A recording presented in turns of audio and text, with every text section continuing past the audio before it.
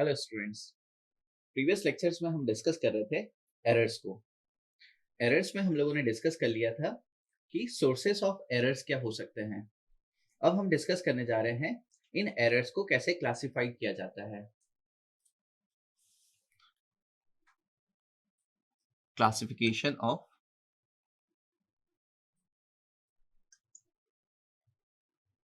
Of errors.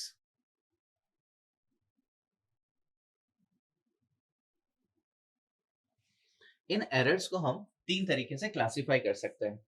First one is mistake.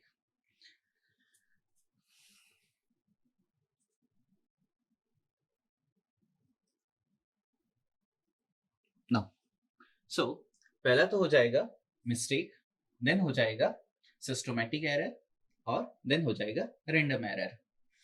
Now mistake. Mistake का क्या meaning है? Mistake का मीनिंग है कि जब भी फील्ड पर हम ऑब्जर्वेशन लेने जाएंगे, नाउ जब ऑब्जर्वेशन लेंगे तो ऑब्जर्वर की इन अटेंशन, इन एक्सपीरियंस, केयरलेसनेस या पुअर जजमेंट या कंफ्यूजन इन माइंड की वजह से जो एरर एराइज होंगे हमारी ऑब्जर्वेशन में या मेजरमेंट में, इस टाइप के एरर्स को हम मिस्टेक्स कहेंगे।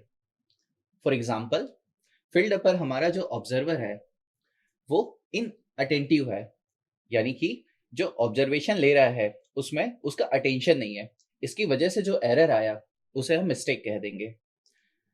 इन एक्सपीरियंस, हमारा ऑब्जर्वर जो टास्क कर रहा है, जो भी मेजरमेंट कर रहा है, उसे उतना एक्सपीरियंस ही नहीं है उस रीडिंग को रीड करने के लिए, और इसके लिए जो एरर आएगा हमारे ऑब्जर्वेशन में, इसको मिस्टेक कहेंगे हम। केयरलेसनेस, हमारा जो ऑब्जर्वर है फील्ड पर मेजरमेंट कर रहा है और वो केयरलेसनेस कर रहा है, इसकी वजह से जो एरर आएगा मिस्टेक कहा जाएगा। पुअर जजमेंट, हमारा जो ऑब्जर्वर है वो उतना जज ही नहीं कर पा रहा है हमारे ऑब्जर्वेशन को, हमारी रीडिंग को, पुअर जजमेंट मिस्टेक कहला जाएगा। कंफ्यूजन इन माइंड, हमारा जो ऑब्जर्वर है कंफ्यूज हो गया कि रीडिंग हमें कौन से लेनी है। फॉर एग्जाम्पल, जैसे अगर हम लेवलिंग कर रहे हैं, सामने लेवलिंग स्टाफ है और जो हमारा लेवल होगा, जो इंस्ट्रूमेंट होगा वहां पर क्रॉस एयर होगा।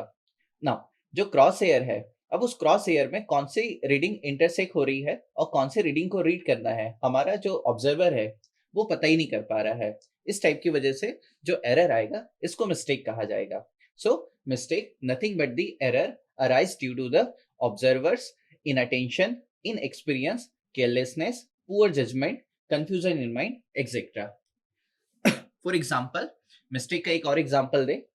फील्ड पर दो पॉइंट की जो डिस्टेंस है वो रीड की गई 70 मीटर और हमारे ऑब्जर्वर ने उसे नोट कर लिया 17 मीटर।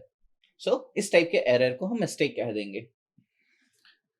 नाउ ये जो मिस्टेक निकल के आएगी हमारी ऑब्जर्वर में, ऑब्जर्वेशन में, इसे एलिमिनेट कैसे किया जाए? तो जो भी ऑब्जर्वेशन की गई है हमारे एक ऑब्जर्वर के थ्रू, इसे किसी और ऑब्जर्वर के थ्रू क्या किया जाए, एक बार फिर से मेजर किया जाए। सो इस टाइप की एरर को हम एलिमिनेट कर सकते हैं। दूसरा, now second one is systematic error. Systematic, now systematic error को क्यूमुलेटिव एरर भी कहा जाता है।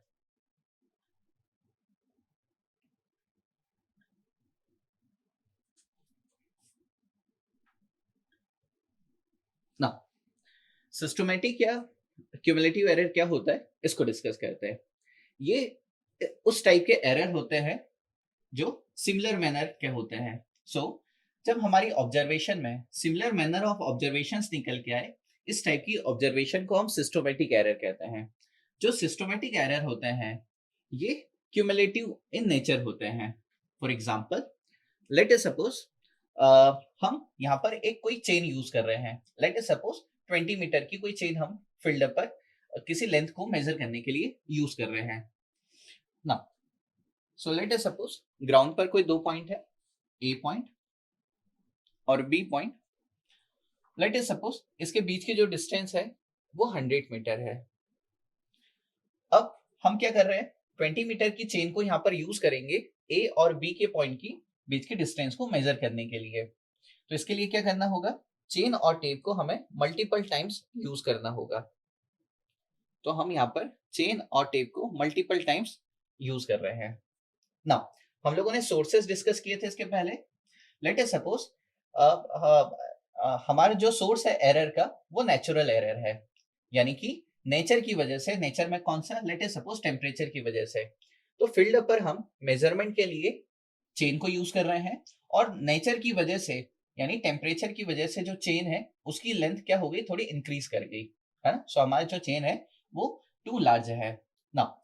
इसकी वजह से क्या होगा कि जब हम हमारी चेन को मल्टीपल टाइम्स यूज करेंगे तो इसमें क्या होगा, हर एक मेजरमेंट में एक एरर इंट्रोड्यूस होते जाएगा ना। सो हम लोगों ने पहली बार यहाँ पर मेजरमेंट किया, then second time, then third time, fourth, fifth, यानी कि हमारा जो एरर है वो पहली चेन लेंथ में भी काउंट हुआ, सेकेंड में भी आया, थर्ड में भी आया, फोर्थ में भी आया, फिफ्थ में भी आया। यानी कि यहाँ पर जो हमारा टोटल एरर निकल के आया, लेट अस सपोज जो टोटल एरर ई है यहाँ पर कितना 5 टाइम्स निकल के आ गया। तो हमारा जो एरर है वो क्या हो गया, क्यूमुलेटिव निकल के आ गया। यानी कि पहले में जो था, फिर नेक्स्ट में जो एरर हो गया वो प्रीवियस में ऐड हो गया, फिर थर्ड में जो आया वो प्रीवियस टू में ऐड होते गया, और ये क्यूमुलेटिव इंक्रीज करते गया ना। सो यहाँ पे मैंने इंक्रीज वाला केस बताया। इन केस अगर हमारा जो चेन था अगर वो टू शॉर्ट हो जाता, सो उस केस में ये डिक्रीज करने लग जाता। सो एरर हमारे केस में कितना आ गया, ये 5 टाइम्स ऑफ जो भी एरर होगा, फॉर एग्जांपल 5 सेंटीमीटर अगर टू लॉन्ग होगा तो ये 5 इंटू 5 सेंटीमीटर हो जाएगा। सो उतना ये टू लॉन्ग हो जाएगा। कैसे करेक्ट किया जाए रीडिंग को, तो रीडिंग को करेक्ट हम लोग कर देंगे करेक्शन अप्लाई करके। जैसे प्रीवियस लेक्चर में भी डिस्कस किया था, एरर और करेक्शन में क्या रिलेशनशिप होती है, ये मैग्नीट्यूड वाइज तो सेम होते हैं बट नेचर वाइज ऑपोजिट होता है। सो इसके लिए हमें क्या करना होगा, जितना भी यहाँ पर एरर आया था ऑपोजिट नेचर से, उतना ही हमें क्या कर देना है, सब्सट्रैक्ट कर देंगे। क्लियर है। सो जो रीडिंग होगा, हमारा जो मेजरमेंट होगा वो करेक्ट हो जाएगा। सो ये था हमारा सिस्टमैटिक एरर, जो कि सिमिलर मैनर ऑफ ऑब्जर्वेशन की वजह से निकल के आता है ना। एक और एग्जांपल अगर ले, लेट अस सपोज हम कंपास को यूज कर रहे हैं मैग्नेटिक फील्ड में ना। इसकी वजह से क्या होगा, एक लोकल अट्रैक्शन आ जाएगा। ये लोकल अट्रैक्शन क्या होता है, ये कंपास सर्वे में हम डिटेल में डिस्कस करेंगे, बट वहां पर हर एक स्टेशन पर कुछ ना कुछ लोकल अट्रैक्शन आ जाएगा, जो कि हमारी जो रीडिंग है उसमें एरर को इंट्रोड्यूस करेगा। नाउ अगेन ये भी क्यूमुलेटिव नेचर का होगा। इस टाइप के एरर को हम सिस्टमैटिक एरर या क्यूमुलेटिव एरर कहते हैं। नाउ सिस्टमैटिक एरर या क्यूमुलेटिव एरर को हम कैसे रेक्टिफाई कर सकते हैं, तो यहाँ पर हम मेथड को चेंज करके एरर्स को एलिमिनेट कर सकते हैं। Now third classification of error is random error. Random error, जो रैंडम एरर है इसे कंपनसेटिव एरर भी कहा जाता है। Now random error, now random error क्या होगा, नाम से ही समझ में आ रहा है। रैंडम एरर को हम एक्सीडेंटल एरर भी कहते हैं। सो यहाँ पे मैं लिख देता हूँ स्लैश करके, और accidental error. So random error को हम कंपनसेट एक्सीडेंटल एरर भी कह सकते हैं। नाम से ही समझ में है, एक्सीडेंटल एरर है ना, ऐसे एरर्स जो रैंडमली हमारे ऑब्जर्वेशन में निकल के आ गए, है ना, एक्सीडेंटल निकल के आ गए। यानी कि कोई यहाँ पर ऐसा कोई किसी वजह से, जैसे सिस्टमैटिक एरर या मिस्टेक में हो क्या रहा था, ऑब्जर्वर की वजह से या फिर इंस्ट्रूमेंट की वजह से यहाँ पर एरर निकल के आ जा रहा था। रैंडम एरर को हम लोग क्या कह सकते हैं, हमारी ऑब्जर्वेशन के वो एरर्स जो कि मिस्टेक और सिस्टमैटिक एरर के अलावा रह जा रहे हैं, इस टाइप के एरर्स को हम रैंडम एरर या एक्सीडेंटल एरर कह देते हैं। नाउ रैंडम एरर और एक्सीडेंटल एरर ऐसे एरर होते हैं जो हमारे कंट्रोल में नहीं होते हैं, यानी जिन्हें हम कंट्रोल नहीं कर सकते हैं। ये लिमिटेशन ऑफ इंस्ट्रूमेंट या ऑब्जर्वर की वजह से निकल के आते हैं। जो रैंडम एरर है, ये error basically law of probability को फॉलो करते हैं ना। रैंडम एरर में जो एरर्स हैं, यहाँ पे जो छोटे छोटे एरर्स होंगे, है ना, वो ज्यादा फ्रिक्वेंट होंगे। वहीं पर जो लार्ज एरर्स होंगे, है ना, वो शेल्डम होंगे, यानी बहुत ही कम निकल के आएंगे ना। जो रैंडम एरर्स हैं, इन्हें हम रिप्रेजेंट करते हैं, रिप्रेजेंट हम लोग कर सकते हैं by the distribution distribution graph की हेल्प से हम लोग यहाँ पर इसे क्या कर सकते हैं, रिप्रेजेंट कर सकते हैं। अगर हम लोग रैंडम एरर को देखें तो जो रैंडम एरर होंगे वो डायरेक्टली प्रोपोर्शनल होते हैं 1/√n। नाउ यहाँ पर n क्या है? यहाँ पे जो n है ये हमारी नंबर ऑफ ऑब्जर्वेशंस है। नाउ सो यहाँ पर हम लोगों ने डिस्कस किया कि कैसे एरर्स को हम क्लासिफाई कर सकते हैं। प्रीवियस लेक्चर में हमने डिस्कस किया था इन एरर्स के सोर्सेस क्या थे। सो यहाँ पर हमने डिस्कस किया मिस्टेक को, सिस्टमैटिक एरर को और रैंडम एरर को। Thank you.